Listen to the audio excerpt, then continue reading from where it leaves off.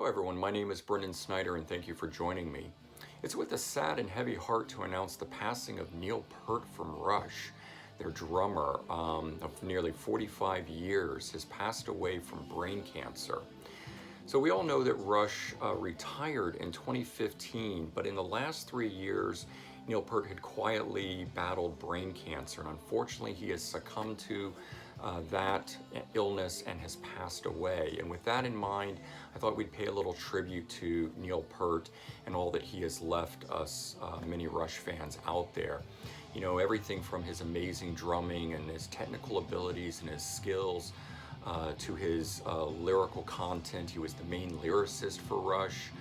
One of the, what I thought was one of the most amazing stories about him was that I think it was in the late 90s, early 2000s or so, he got inspired again to relearn drumming and began taking drum lessons again. I mean, the amazing guy that he is on drums and all the awards that he has won, from things like a Modern Drummer and stuff. I think he won an award in there 38 times as being one of their best drummers.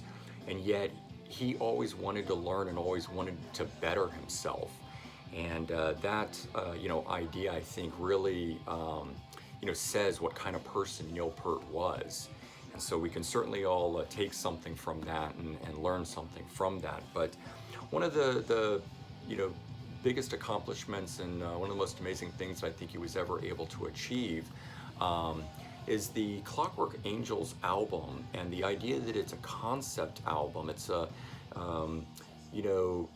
set of songs that have a storyline that run through it, and they're each linked, as opposed to what Rush had always typically done, which has had individual songs that were not necessarily tied together in any sort of form. So when it came time to write this album, he began thinking about doing something a little bit bigger, a little bit grander than they had done previously. And this idea of doing a concept album, they were a prog rock band from the 70s, and having never done a concept album like that, but having done a lot of songs with storylines and long suites and things like that, but doing this as a concept album from start to finish with all the songs being tied together was a pretty amazing thing.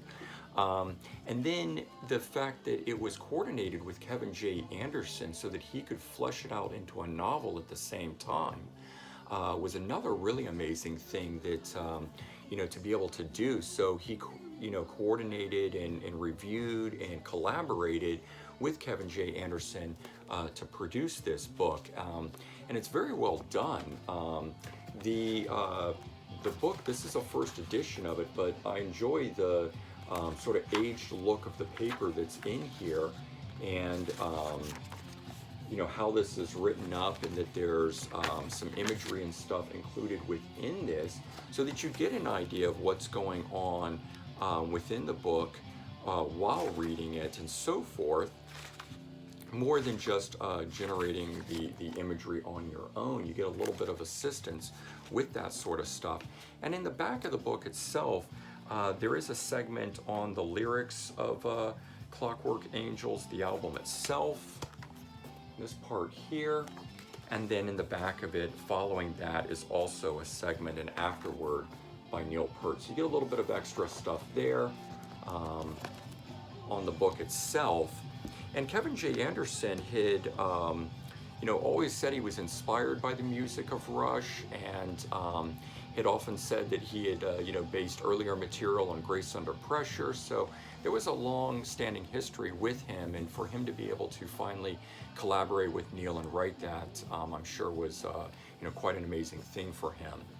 But the thing here that I really wanted to take a look at is this, the Watchmaker's edition audiobook of the Clockwork Angels story. And the story itself, the gist of it is that there's this watchmaker who rules over a land. He's thought to be a benevolent ruler. And there's a main character, Owen Hardy, who dreams of visiting the big city and seeing these Clockwork Angels, and maybe perhaps meeting the Watchmaker himself, and of course all that ensues and unfolds among that. And of course, if you want to know the whole of the story, definitely check out the book and or get this audio edition of it here. And the reason that this audio edition I'm presenting this is that Neil Peart is the one who reads this. So instead of it just being the standard reader, somebody they hire, the actor, so to speak, Neil Peart does this. It's not even Kevin J. Anderson, the main author of it. It's Neil Peart himself. And so you really get to hear the energy that he provides, reading what was the genesis for his own storyline of this. And I think it's pretty cool to hear him doing that reading. So this is a deluxe edition of it. You can see there's an actual working clock on the front of this, and it's rendered to look like the clock tower that we read about in the book itself. There's the skylight on it, and this thing just lifts right off the top, and it's got 7 CDs in it, volumes that are the audio content of this, and they lift out like that. And then you've got each of these that have a different time on the front and a different symbol on the back side of it, all coinciding with the storyline of it. Pretty cool how they work this all together. And the clock itself and these symbols are tied in, of course, to the Clockwork Angels album itself, like that. I'll just open this one up here so you can see what the inside of that looks like as well in the discs itself. All right. And this also comes with 2 additional booklets. The first one is like the book itself. It just gives you a little bit behind the scenes stuff. This has a little bit of a write-up by Kevin J. Anderson and how it all came together. But then there's also lyrical references and that imagery that we were looking at in the book itself. And so this just, helping the reader along and what they are to be imagining, which is nice. A little write-up in the back about each of the 2 author and collaborator for it. And then the second part of this is has this little thing on it, the I Can't Stop Thinking Big, which was sort of the genesis of this idea. But the thing that's really cool is that on the back side of this is a timeline for Neil Peart. And again, with the tribute and in his passing and everything, to have this here and go from 1952, his birth, all the way to the present day, at least of the release of this in 2012, when the audio edition of this came out.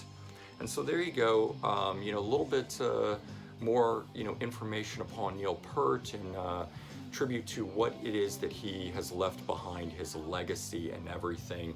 I think it's immense and it will never be replaced, and certainly his lyrics and everything has made Rush one of the biggest classic rock bands that's out there, and certainly will be for a long time, I think. So certainly, again, as I said, it's sad and heavy heart to announce the passing of Neil Peart.